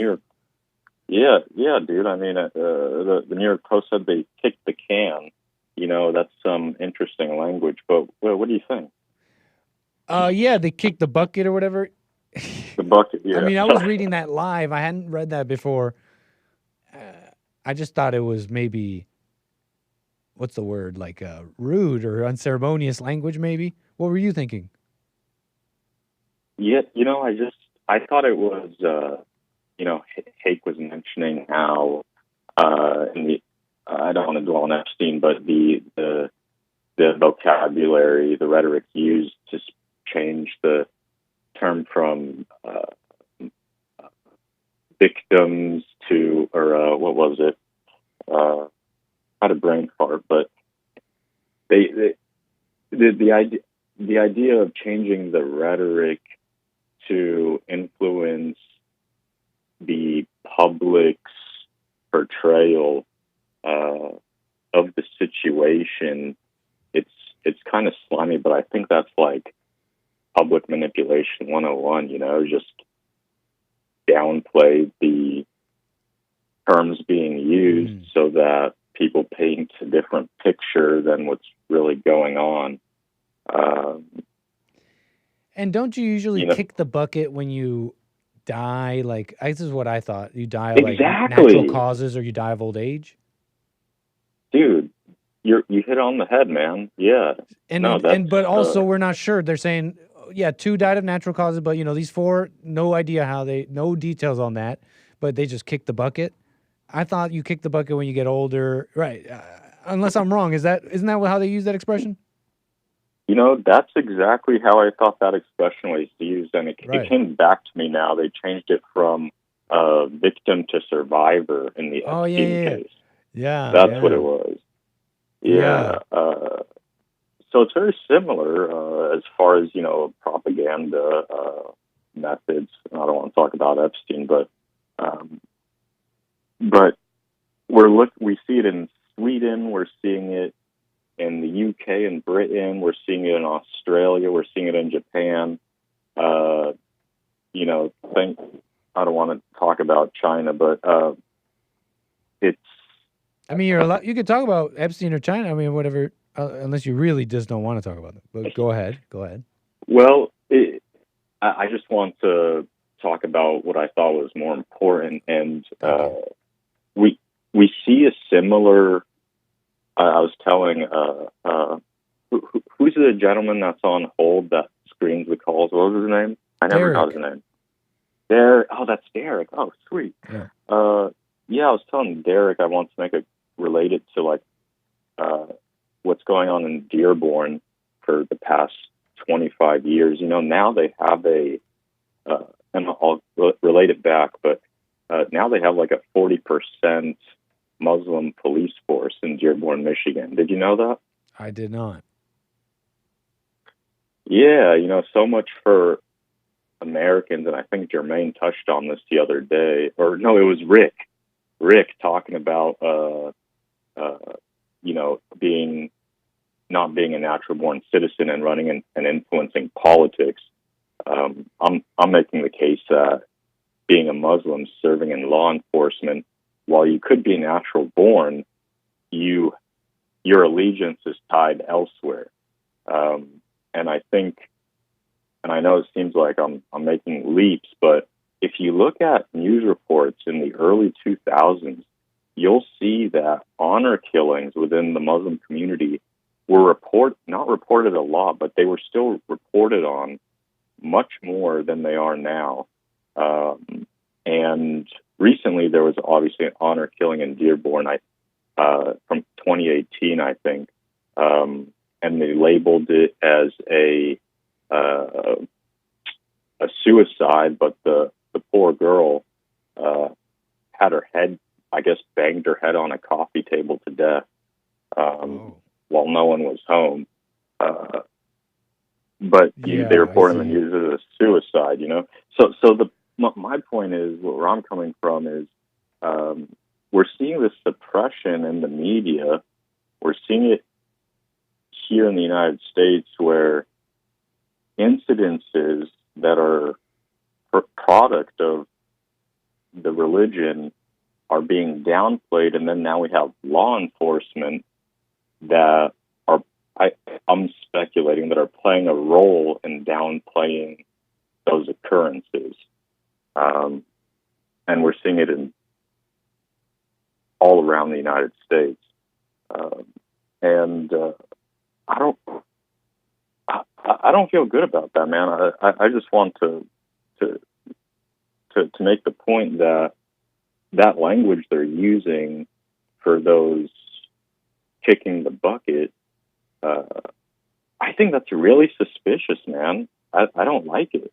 It's really, really bizarre. You know, it's kind of dark, actually, that you have these individuals that are opposing immigration from these Islamic countries suddenly dying. You know, that's, I mean, do you think that's enough of a baseline to have a concrete speculation about, you know, what's really going on? I think I'm like, because you're the first person I talked to about this, or you guys are kind of the only people I talk to about this stuff. So I kind of want to bounce it off you, or do you think I'm kind of coming to irrational conclusions? I mean, I think it's best to. It can only be irrational if you come to a conclusion. If you say to yourself, "I've concluded this without knowing." I mean, that's really the only irrational thing. I mean, I'm not saying that because they wrote "kick the bucket," it means that that's the proof that they were killed or something. No, look, put it like this: they call these people with the Giuffre and the Epstein stuff survivors, no problem. But when it comes to someone they don't like, it's very obvious. And if it's not this case, you can definitely play it out with so many other things. They're very clear in their language and very uncharitable to those they don't like. And who don't they like? They see them as deplorable, right? They're just too far gone. They're racist. They hate the Muslims. They want no democracy. They want to see this all right. They're standing in the way of society. I mean, and so that's how I see it. I don't have to make a crazy conclusion. I don't have to make any conclusion at all. I can see it very clear that these people are hated. These people are right. They're globally told you gotta allow infinity immigrants. And so I'm not saying so that's all I'm saying. I'm looking at the story. I find it strange for the reason I mentioned. And then I'm being clear. I'm not saying that what's not being said. I mean, I just don't know. Yeah. I think we can just stay there. I don't think there's anything wrong with that. Yeah, no, you're totally right. It just, I guess where I'm coming from is I noticed even from the 80s and 90s, there's been a trend of Islamic immigration to Western countries. And I guess one aspect that I'm more privy to than perhaps what you've looked into, but I listen to many modern Western Muslim scholars, and their comments about the growth of Islam. There's a prominent one out of Texas. His name is Dr. Yasser Qadi, and he was saying. You said, go ahead. Oh, I was saying I listened to Muslim scholars in the West, and recently there was one by the name of Dr. Yasser Qadi. Oh, don't worry about that. Yeah. My gosh, I'm sorry. You were saying? I'm sorry. I was just saying that I get it now. Sorry. I'm sorry. I must have not been paying attention. I thought you mentioned like some Arabic text or something. Yeah, But you were saying, what was it important about it? What was important about it? what was important about it was that the gentleman was making the point that in the modern world, people aren't going to voluntarily become Muslim in the West.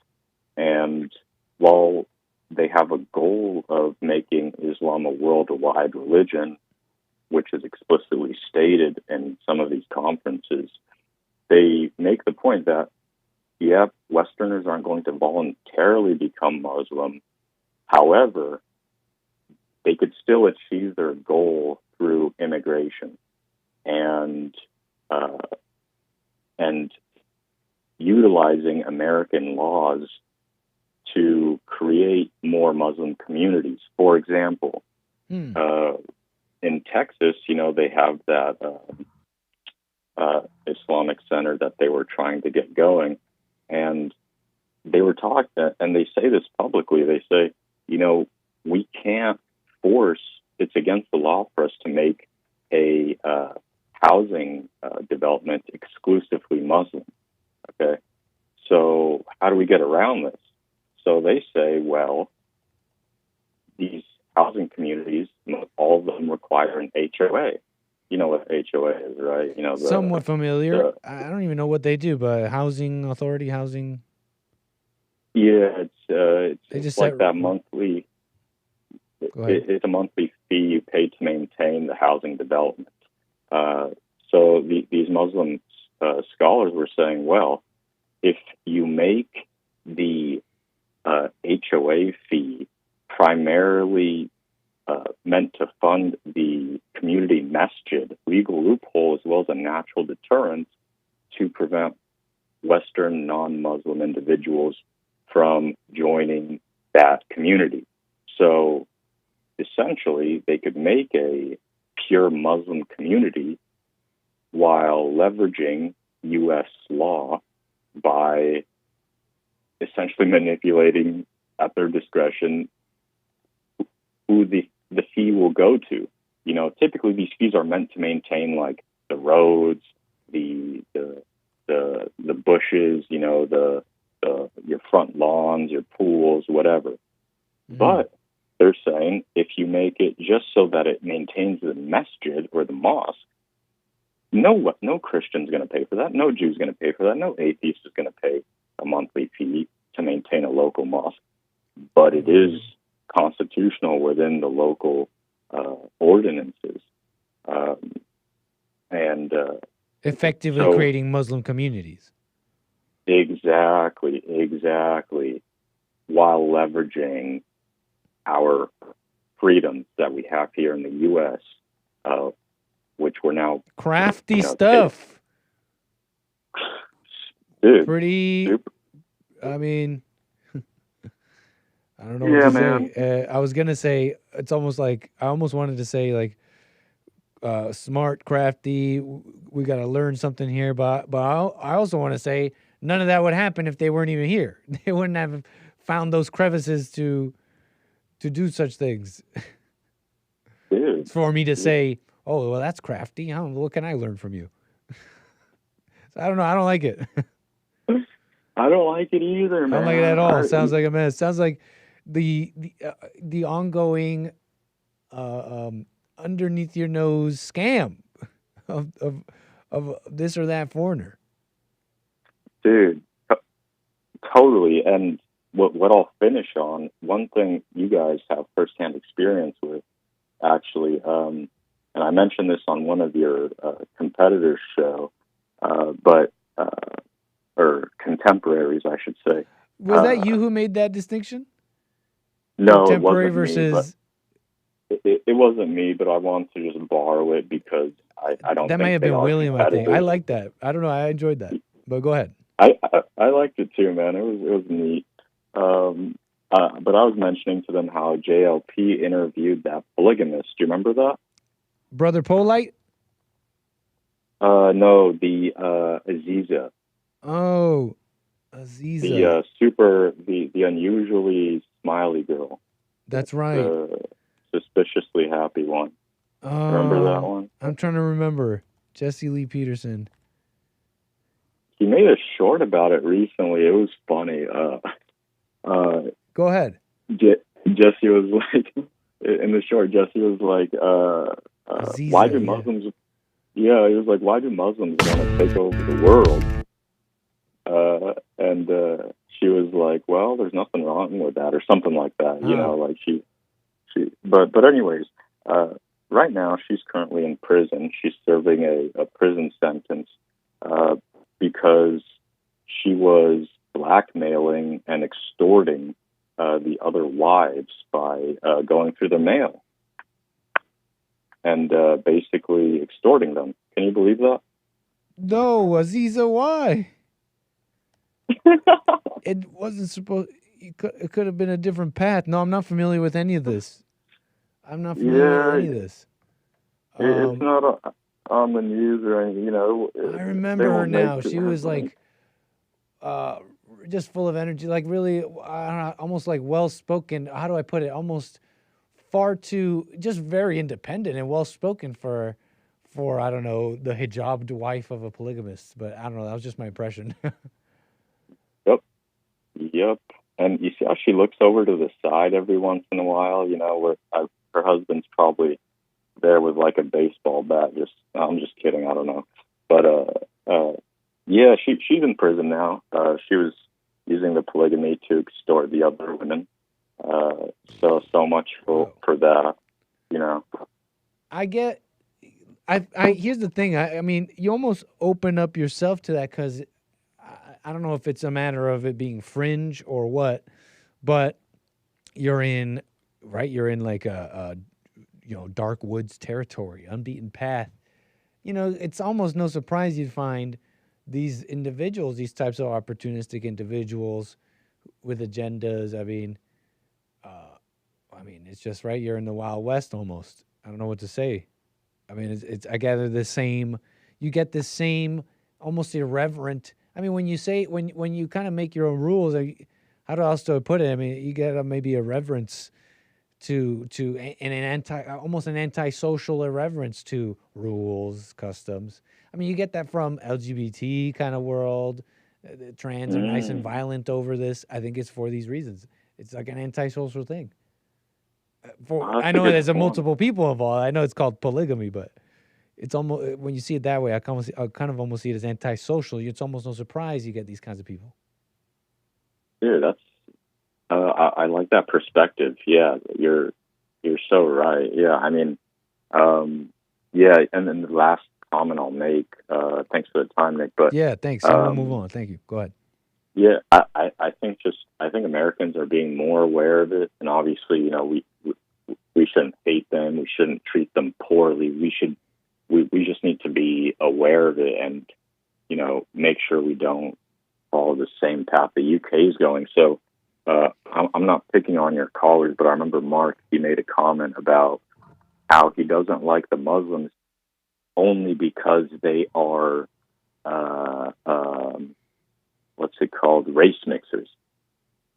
That is not the reason why you should be against the Muslims. There's many reasons that are a threat to, you know, the future of our nation that don't involve race. They are much more ideologically dangerous. So when it comes to, you know, the race thing, I think it's just a big distraction to cover up for the real evil. But that's all I want to say, Nick. Well, thanks, Anthony. Appreciate your call, man. Can you call me again? Of course, man. Have a great day, guys. Thank you again, Nick. Sir. Spent a lot of time there, folks. Sorry about that. But, you know, partly unconscious, partly interesting. A little bit of this, a little bit of that. My apologies. 888-775-3773 coming into the last bit of the show. How about we just go run through some of my more section of links. A little bit of this, a little bit of that. Before we end Thursday's show, coming to a close. Friday coming in. Got a flight. We'll see what we get up to. Make sure you click the like button, the subscribe button, the notification bell, because anything can happen. So let's see what do we have here. Yeah, how about we roll through some of these links? I got some stuff I've collected over time for the past week and more. Stuff's happening, okay? A little bit of the more section. How about that? There was something interesting. You guys see this? This whole thing about sex for rent listings popping up. And it seems to be a Canadian phenomena, which is to say what? Incoming America? Or is this setup already in America? Or is this setup kind of been in place in humanity for a long time? I don't know. We'll see where we could take this. Let's start with the story, though. New sex for rent agreements become popular in Canada. This is news for you these days. I don't know what to tell you. You gotta just be aware of what you're reading, because this is what I mean. This seems like this is like an AI generated woman. No, that's not a real house. That's not a real woman. Does she know she's AI? Does she know? Does she know she's AI? That's not a real roof. Am I tripping? That's not a real house. Or is that just me? Oops. Am I tripping? Or it's just some stock image. But here's what I'm getting at. What is this publication? Mall? New sex for rent agreements become popular in Canada. Truly shocking number of sex for rent listings can be found. You know, I gather this is just like a stock image or AI. The reason I bring it up, because I just wonder, what I don't think this is this the image of who's doing it? I don't know. Sex for rent agreements. Mall, Canada. I can't even find this publication. Is it Hall?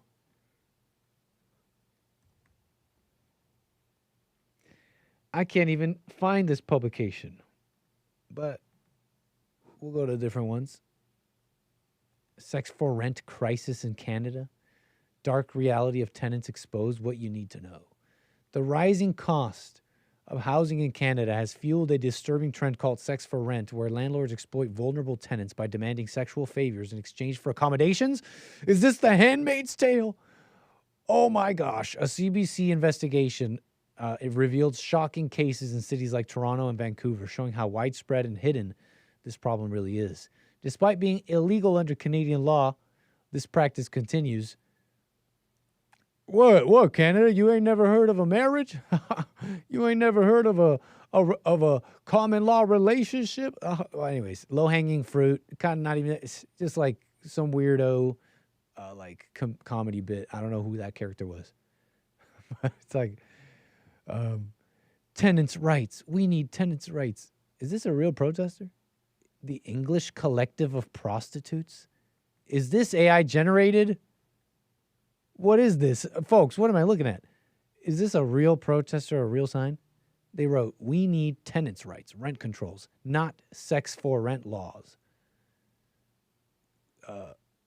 Yours truly, the English Collective of Prostitutes?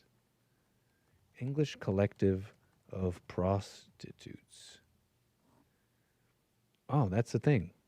Prostitutescollective.net is a grassroots organization of sex workers and supporters campaigning for the decriminalization of prostitution, for sex workers' rights.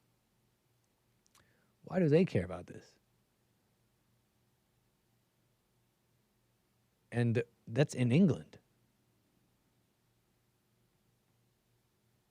No need to understand all the little minutia, okay? But there's a sex for rent thing going on. You know, ban sex for rent. You know, isn't it already banned? Protect renters. So isn't it already banned? So what's happening here? What's happening is you got listings. Someone's putting up a listing or somehow finding a person that they are offering this deal to, and the person is saying yes. I'm sure there's, and it may speak to a crisis, if you want to call it that. I don't know. you know, there's some smart people I follow, and I don't know stuff about real estate like that, but they say two of the markets that are the craziest is California and Canada. That's something I heard from two different people. So I don't know what to tell you. I don't know what to make of that. I mean, I remember these waterfront condos that are like millions of millions. But it's like a tiny condo.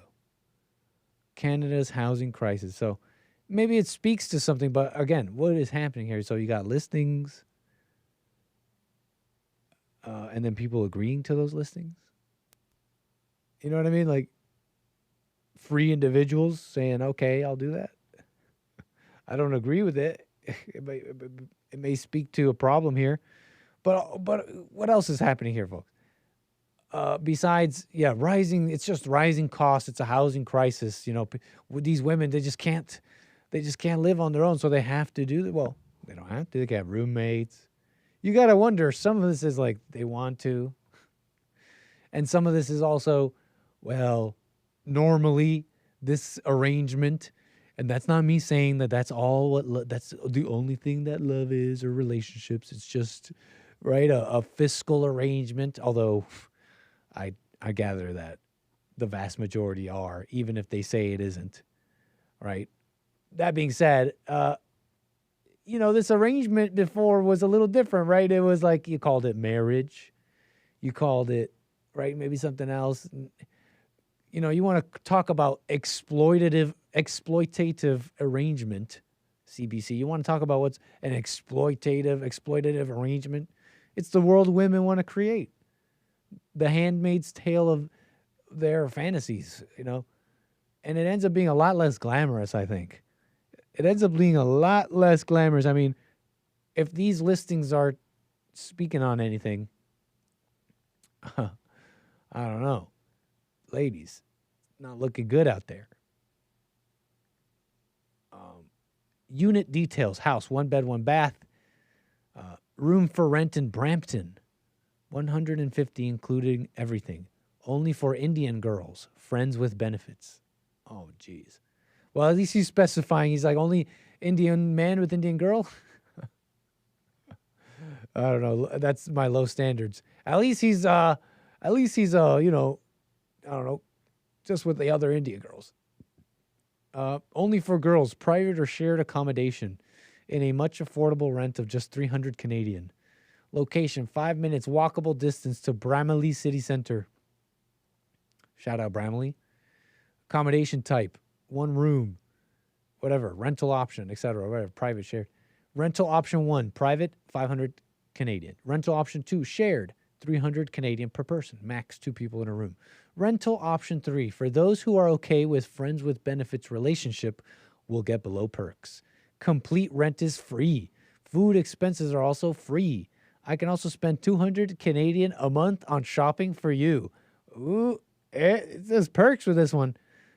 Note, in the second room, an Indian boy, me, is staying. Note 2, regarding the friends with benefit relationship, it will be maintained private and confidential. Same is expected from your side too. Okay. Is this really the face of the friends with benefits thing going on in Canada? I just wonder. That's just one thing I saw, right? That was just one listing. I wonder, where do you find apartments in Canada? You don't go to apartments.com, do you? Do you guys have your own thing? Zillow? I wonder if I searched FWB in Canada, would I get anything? Is that already like a unallowed term? FWB in Toronto. Would I find friends with benefits listings? Or you got to go to Craigslist for that. You know what I mean? Or do you have to go to Craigslist? You got to get a little spicier with that. You know?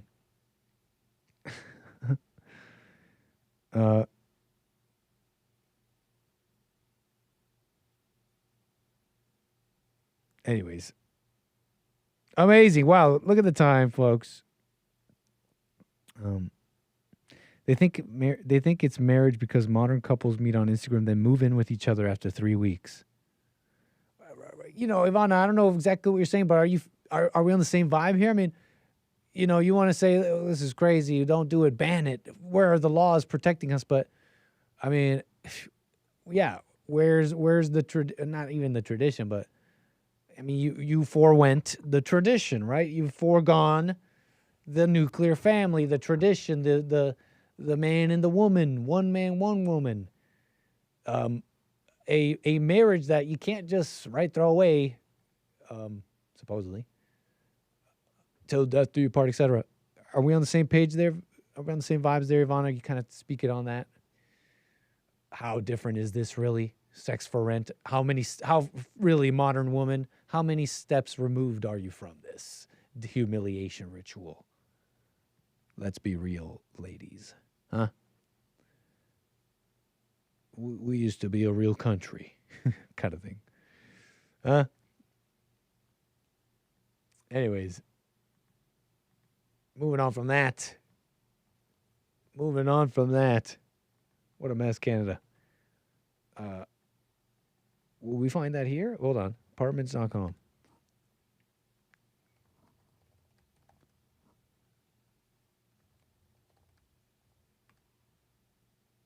Okay, fine. We don't need to go to that website. Okay, McAfee, my bad. Moving on. The populace doesn't know what's real marriage is anymore, says CSAL. All right, folks, that's pretty much it. I do want to, honestly, Rick, Hampton, Virginia, you calling in the last bit of the show. I appreciate it, and I want to get to you. You got a minute or two here, man. Appreciate it. Go ahead. Man, what's going on, Brother Nick? What's happening? Thanks for taking my call, man. Of course. Man, what do you think, man? Chicago's getting out of control and all these other cities. I'm just going to say this. The Democrats like high crime. They like the people to be poor and want everybody to depend on the government. That's communism. That's for sure, Rick. Yep. And to fix it is, do everything but that.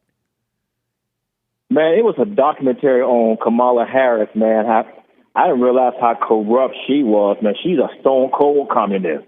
If you look at her background and stuff. Is that so? And, yeah. I believe it's like socialism, communism, man. It's like, I don't know why the Democratic Party wants to be a communist. Well, the communist government owns everything. So does socialism, And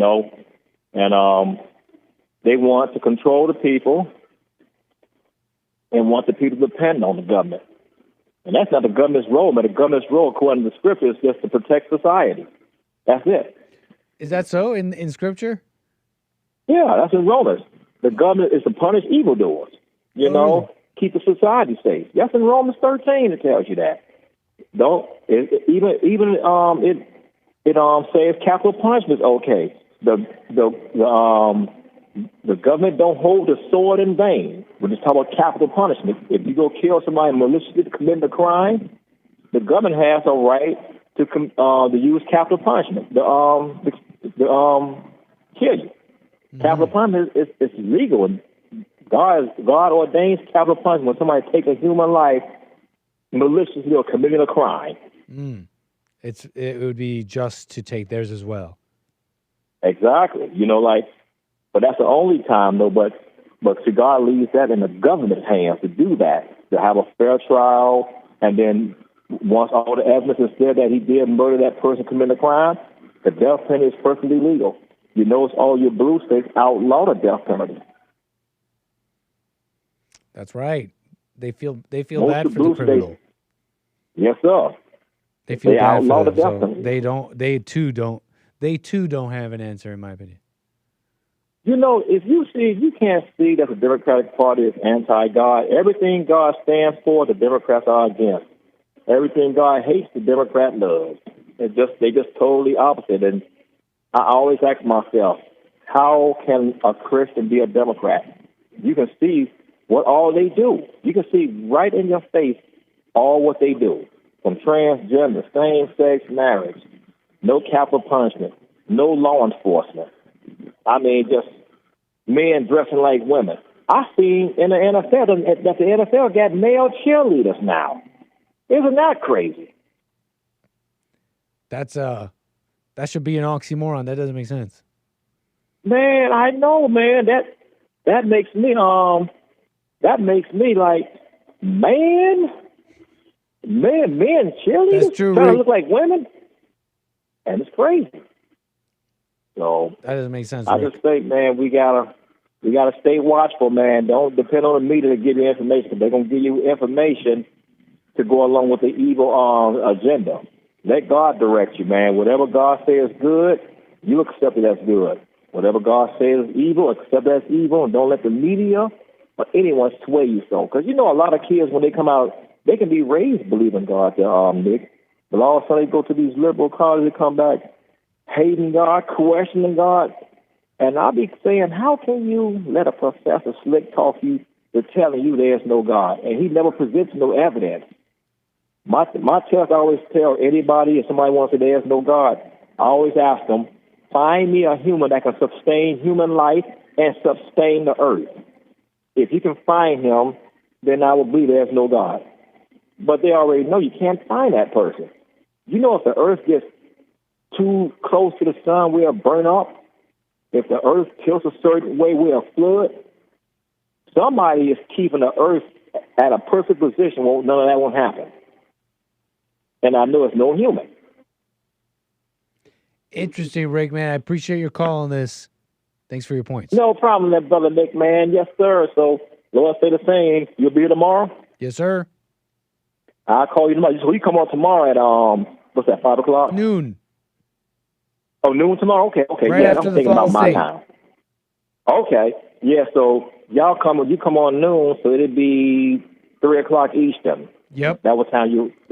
So, okay, then. Right after well, the love fall you state. guys, man.